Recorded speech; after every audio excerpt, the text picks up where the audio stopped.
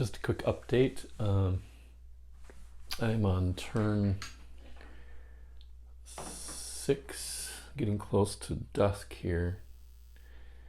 I'm on a recovery, weather and recovery. I just rolled for mud.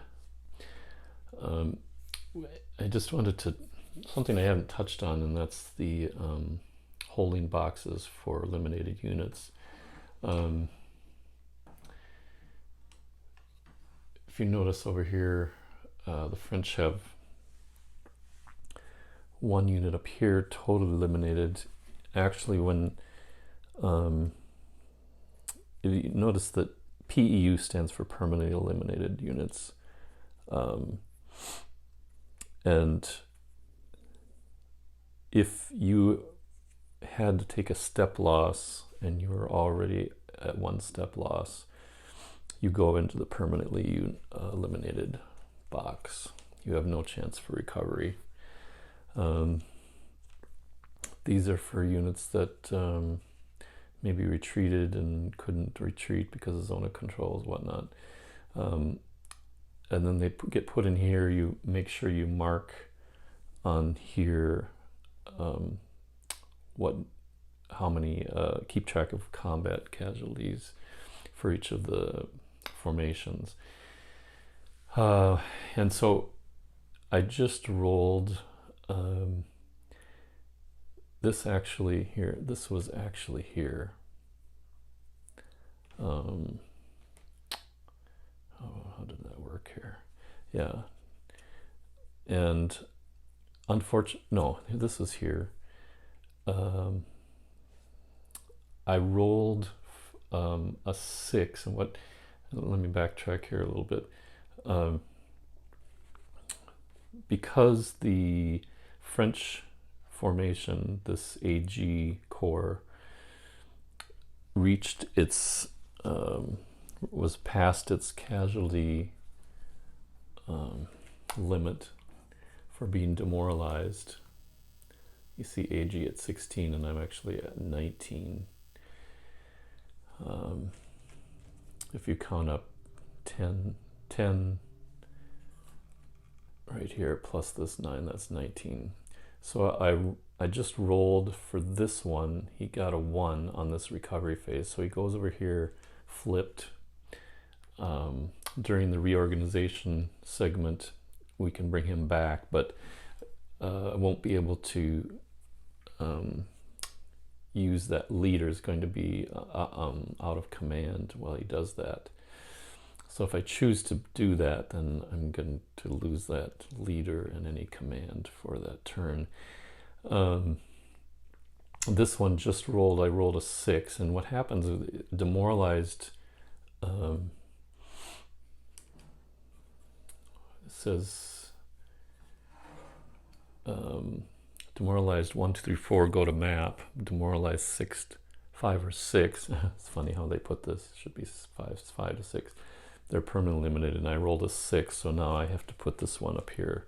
I can't recover that anymore. This one will be recovered. You can only go to the reduced side for recovery. And I should note that the coalition already recovered one of their units, so they actually went down. If you can go backwards now, if I bring this back, I'll gain 3 factors, but it won't be enough over here. If you look up, it won't be enough. 1, 2, 3. I can't really at this point regain enough. 14. Yeah, it won't be possible to get back to the full strength for undemoralized. So this formation is going to be demoralized from here on out, which means it can't advance after combat, and the initiative is all 1 less for each of the units, which is not good. The other development is I was maybe getting a little bit too big for my britches, and I lost, as you can see by the demoralized formation here, I lost a number of units and quite a bit of strength out of this AG. I can bring these back here up and support, they've been out of command, trying to gradually get closer to the commander, the harp. So I'm going to have to, I went too far and was it too aggressive, and now the coalition's pushing back towards Montenotte.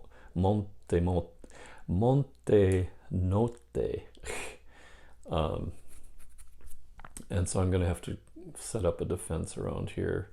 I can't go any farther. I'm not sure why I was doing that.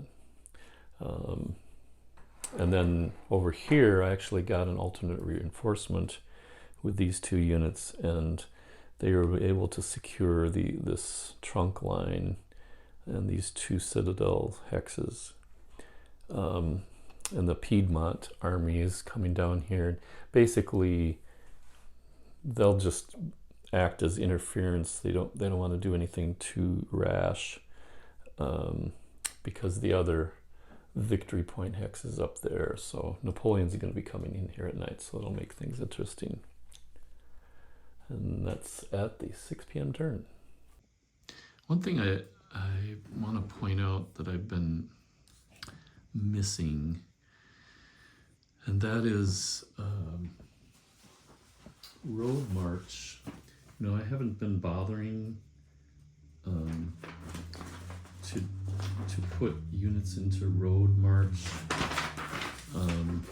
when they're on these paths, because they don't benefit anymore. They're one either way if you follow the path, but something I'm going to take care of from now on. But I haven't been doing it. Unfortunately, though, it costs an extra one to pass through what they would call a trestle on a stream, if you can see right here. So let's just say this unit who passed its initiative, I gotta switch this, individual units that aren't in command, you use this little question mark so they can move, but they're still technically out of command. Anyway, if he doesn't go into road march, he can only go 1, 2, 3, 4. If he goes into road march, then these trestle costs, crossing the streams, which is normally an extra one, don't matter. So there's so many, if you're in any kind of stream area, you have to really be aware of that. So I have to make sure that I go into road march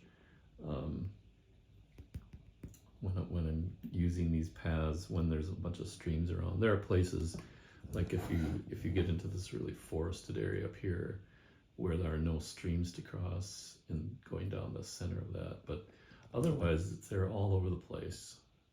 If you take a look, so you have to be careful. There's one right there. There's a bunch in this area. It's a lot. So it's better to go into road march if you're doing that. It does cost 1 to get out of road march. So if you're getting close to the enemy, you probably want to do that. So if I go into more, that doesn't cost anything to switch. Then I would go 1, actually 1, 2, 3, 4. Normally that'd be 1, 2, 3, 4. I'd have to stop there. So he's trying to get up to this area. So just a quick note on that. That's something I was neglecting before. All right, this is the end of the Montenotte scenario. You can see, I didn't flip that over, but the coalition did play. That's the end of battle turn on 3 p.m. on the second day. The interesting thing is the units on this side with the Piedmont division or army, because they had no leader, they had to continue rolling for initiative, and that's kind of tricky because this one particularly did not get it very often, although he finally made it all the way over here. What happened once Napoleon came in on the night turn at the beginning of the day, this Augereau corps came in and pushed this particular division back, and Napoleon went off. There were two Piedmont units in the north protecting this area here, because that's a 3 point, maybe it's a 4 point victory point area. Yeah, 4 point. And they were only able to delay so long. Augereau helped out the units here because Napoleon is a 3 commander rating. He can activate 3 corps and also 3 other individual units. Basically, he just acted as an individual commander. He activated 3 units that were able to go all the way up here, because there was only 2 units, not very strong. And I think one of them was eliminated on a counterattack that they had to do because they were adjacent and they couldn't withdraw. And they subsequently captured the baggage train as well. But that seemed like it would be decisive. So this side looked good once Napoleon came on. But over here, La Harpe had some trouble holding off all the reinforcement. There was an alternate reinforcement. I think these two, eventually made their way down during the night turns, because the only units that can move at night are ones with march orders, and they came on as a reinforcement, had march orders coming down here, so they're pretty strong. Once they made it down here, Argenteau had a couple turns where he had trouble getting initiative, because remember there's no overall commander on this side for this battle for the coalition, so he missed some initiative rolls for a couple turns. But on the other hand, they were also able to play the card where Messina gets shunted off to a town for a turn, and he became out of range, so La Harpe had to roll for initiative and really missed a couple turns because of that. So couldn't really do any counterattacks, and this group ended up being very strong here. And they retook Montenotte Superiore. And also this corps the AG corps was demoralized, so that's points for the coalition side. So once and here you can take a look at the number of units that were eliminated. So you can see Piedmont, they only ended up losing, they actually were able to get a couple of units back on the second corps for coalition. Not so lucky for the AG corps here. So the coalition had the advantage in eliminated units. They had the advantage in the demoralization. The French side had the advantage in victory points locations, because they had one down here and they captured Dago. And the baggage train. So it ended up being a wash, and once you do the subtractions for the cards on each side, they ended up actually with -1 on each side. The French have to get a little bit greater than anything over 1-to-1 ratio, otherwise the coalition wins. So it could be called a draw, but technically, according to the rules, the coalition wins this one.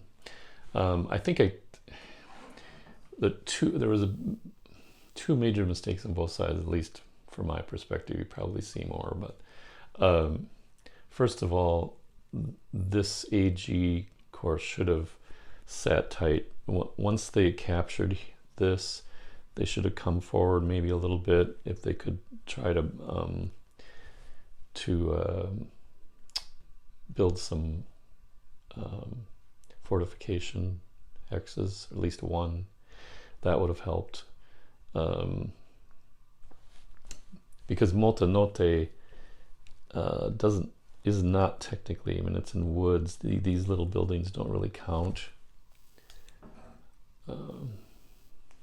Right here. So it's not a town, and they're really only protected by a river from the south, or a stream. So it's not the greatest defensive location. And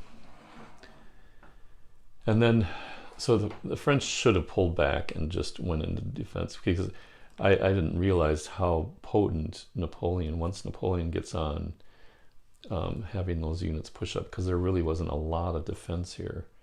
I just kept pushing, and that took the morning and the early afternoon. But on the other hand, it's possible, I don't know, the only reinforcements that this side gets, the coalition side gets, I brought in down this way, but I maybe could have sent some march orders from there and sent some units over here to Dago. Then the Piedmont units could have run a delaying action against Napoleon, and then the other ones could have set up there, and they would have been in a good defensive position in that town.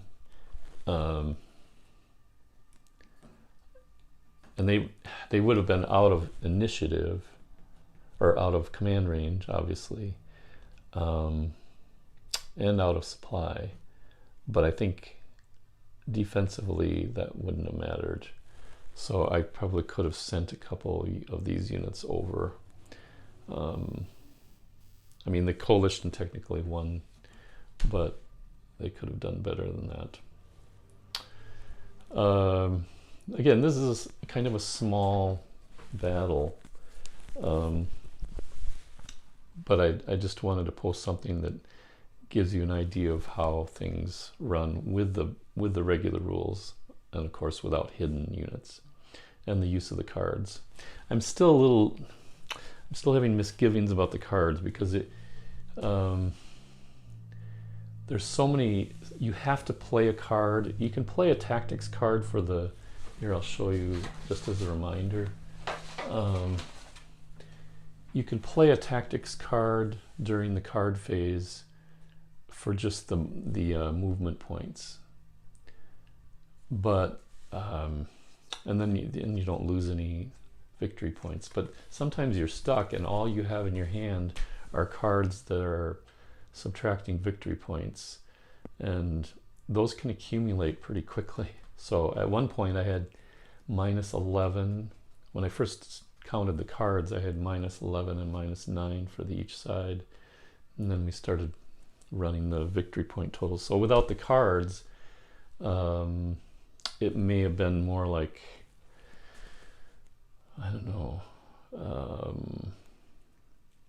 trying to think, 10 to 9. Well, let me take a look quick. Well, I guess if I hadn't used the cards, obviously some of the results would have been differently because of the tactics and some of the things played.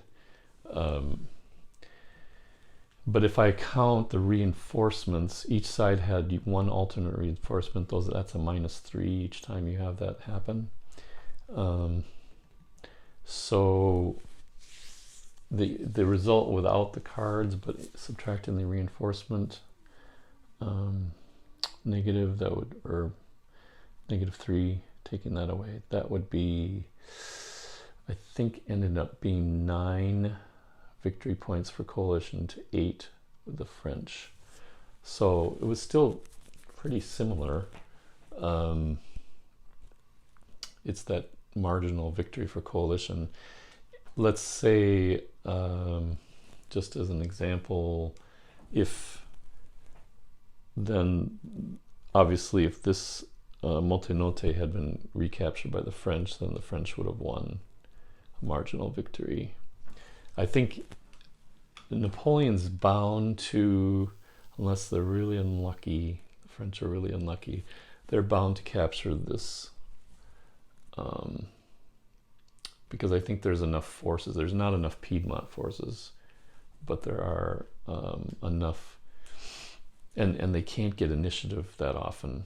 So yeah, they do threaten the supply line a little bit, but if you leave back a couple units, you should be fine.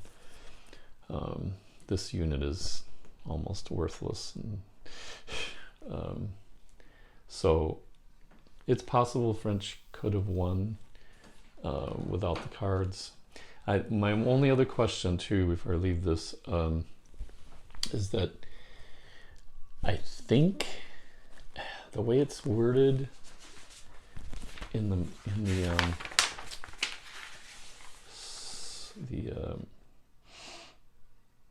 scenario book, the study folder.